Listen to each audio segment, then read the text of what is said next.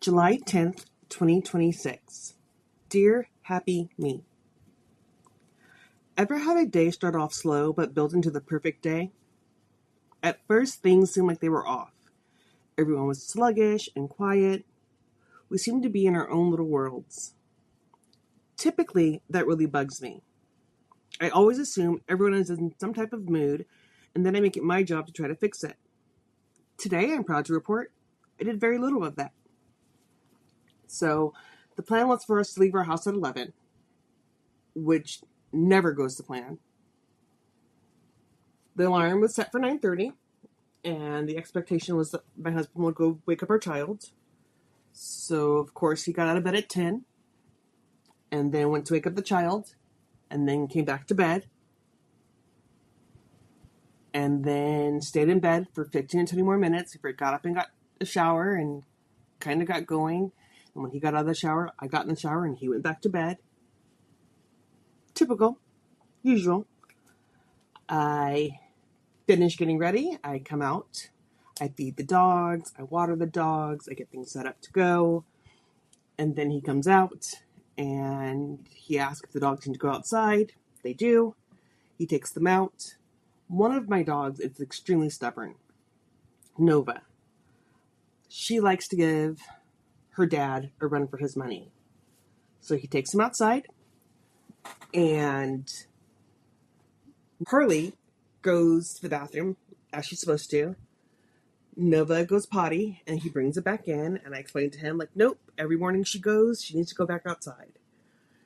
And he's like, well, she didn't go for me. So I put her back on her leash, and I take her outside, and we walk straight outside, and the first thing she does is go to the bathroom. Because that's my dog. So she gets done using the bathroom. I bring her back in, and my husband's like, well, did she go? As soon as we went outside. And he's like, ugh, that dog. Yeah, that's Nova, though. You either love her or you hate her, or you love to hate her. It's a thing. So then we are chilling in the living room, and we're waiting for a kiddo. And I get a text message from my kiddo saying, like, oh, are we still going out today? Buddy, we're waiting for you. He didn't know. He got distracted. Brains happen. They glitch. And so he comes out, and logic says, we've been sitting here waiting for him. We're all ready to go. And then we turn around, and my husband's gone. Back to the back of the house. Again, typical. So we finally get everybody up and ready to go. We get out of the house. We get in the car. We go into the city. And for us, that's like an hour and a half drive. And everyone is extremely quiet. My kid has his headphones on. I say quiet, but I can hear his music playing from his headphones. But he's tuned out, and we're listening to a book until I fall asleep. Because it's just kind of easy. Like, it doesn't feel awkward. It's just everyone's in their own world. So we get to the city, and I have to go get a TB test read. And I was expecting it to take eons, but it didn't. I walked in, they checked it, I walked out. Perfect. Then the plan becomes, what do we do next? So the plan was to go to the mall, but none of us had eaten. And I've learned in this household, unless I say let's eat, or one of us is upset, we don't eat. It's a thing. So I'm like, let's go get food first, and then we'll go to the mall. So then it's the, what do we want to eat debate. And I kind of already had something in mind, and I kind of knew that if I mentioned it, my husband would agree to it. And I figured that my kid would like it, but probably never had it. So, let's throw that out there and try. So we went and got Mongolian Grill, and it was amazing. You get to kind of make your own bowls of food, which is nice because we all have like different tastes. I'm a very spicy kind of person. I like the punches. My kid's kind of like, I'm not really that hungry. I'll just take a little bit of this and a little bit of that kind of person. And my husband's one of those, let's pile everything we possibly can and the kitchen sink into our bowl. So we all get our foods. We all go sit down and eat. You could probably figure out which of the three of us didn't finish our food. But then after that, we go to the mall. And so we don't have a mall in the city that we live in. We have a Walmart and a Dollar Tree and a Dollar General, which does not equate to a mall at all. I'm a city girl. I love the mall. So I take my kiddo and my husband to the mall, and the first place we stop is the bookstore, which is a first love of mine. I am a reader through and through. I enjoy the bookstore. I don't actually buy anything. I just love being in the presence of books. My kid loves being in the presence of vinyls. So he lost his mind in that section of the store. And then there's my husband who wanders around looking for books, but doesn't really look for books. So we do all of that, and my kid finds a vinyl that apparently he's been wanting for a very long time. And he buys that. And then we go out of the store and we stop at Victoria's Secret, because this was the reason we went to the store today. So we go to Victoria's Secret and we get fitted, and my kiddo, my dear kiddo, gets overwhelmed with choices. Like, the idea of having to choose something sends him into a whole new panic. So he is trying to figure out which one he wants. And we narrow it down to the first one. And it's a buy two, get one free deal, which I knew would be fun, but not fun all at the same time, because now that means we have to find a second bra. And he's just like, huh? And so we find a second one, but because it's buy two, get one free, we are now on a mission for a third, and he's just like at his backs with bras. Like, he's just, I don't know what you want me to do with this. I don't know where you want me to go with this. And I'm sorry. He repeats, I'm sorry, a bazillion and a half times. One, because he feels like he's taking too long. Two, because he feels like he's spending a lot of money. Neither of those are a problem for me, because we don't have anything planned for the day. It's just a day to enjoy.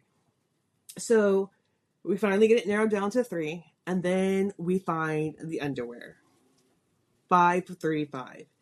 If you know, you know. It's Victoria's Secret. And it's not the most organized store in the world, but it's a fun store to shop at.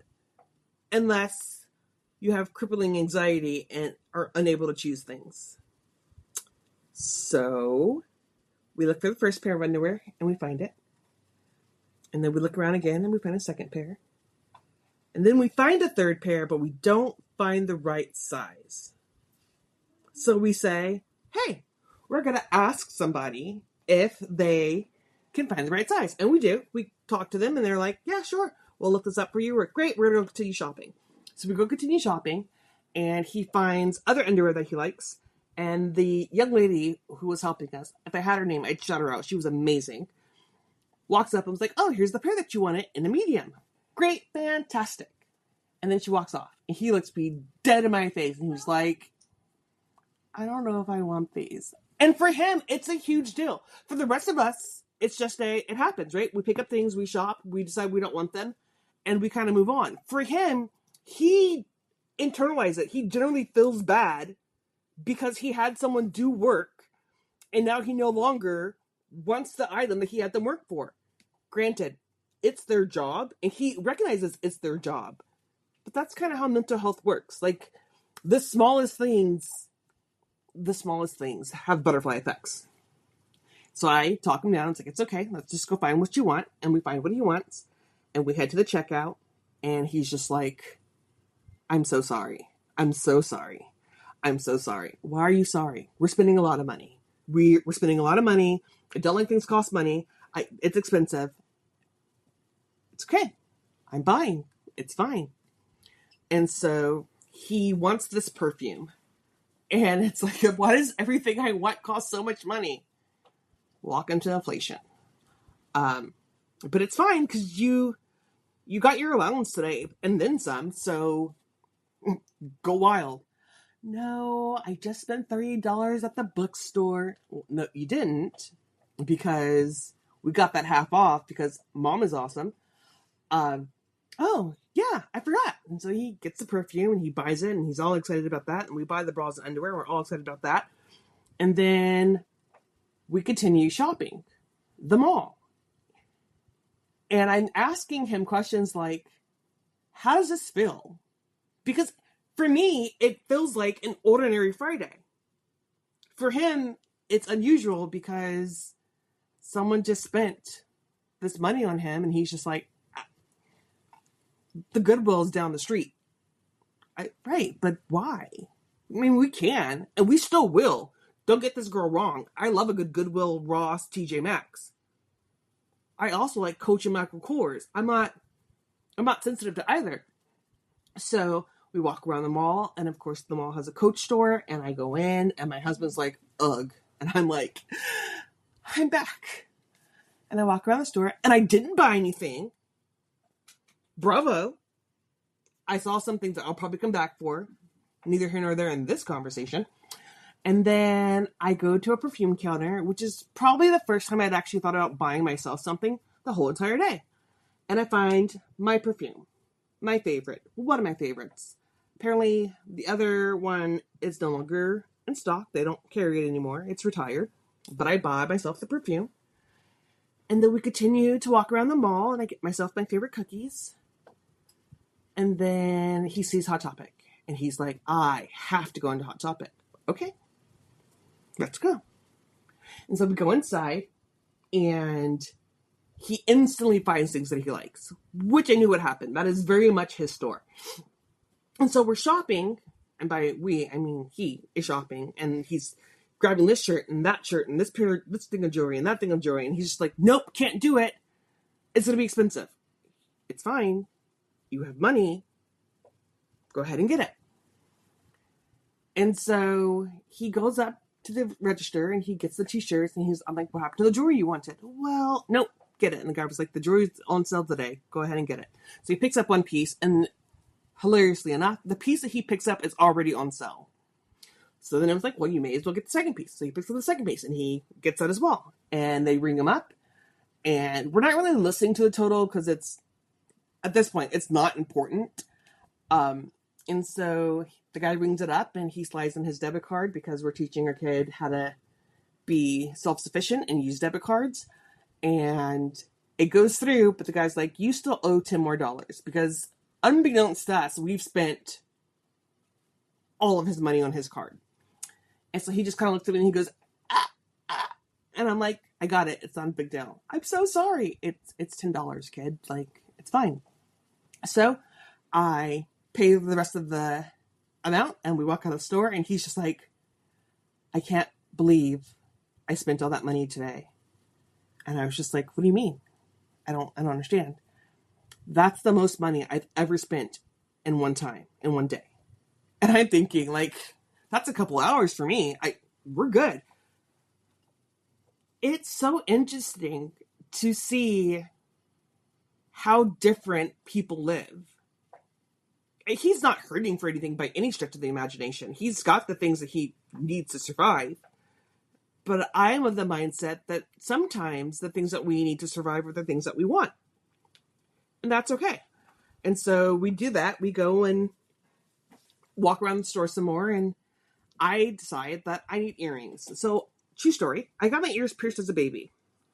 I've had them pierced for almost 43 years now, but I don't always wear earrings. I will take them out. I will forget that I could wear earrings, and I just don't.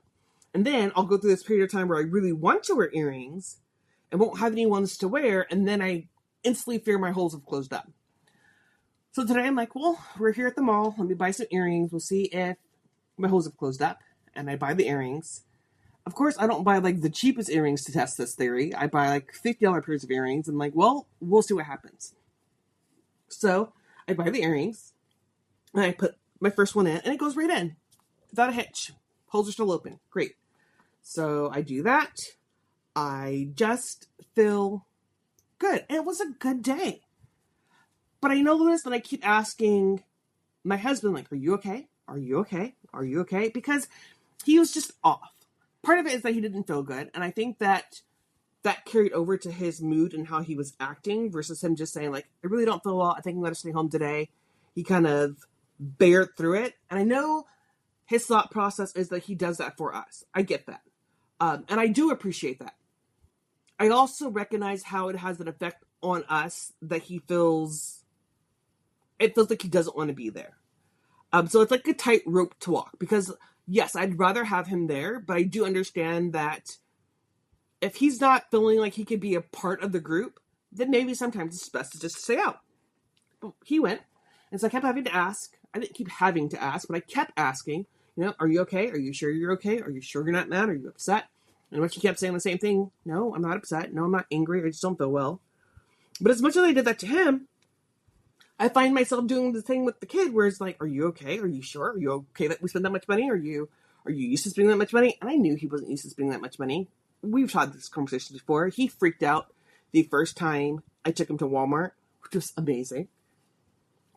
We went to Walmart the night that we got him in.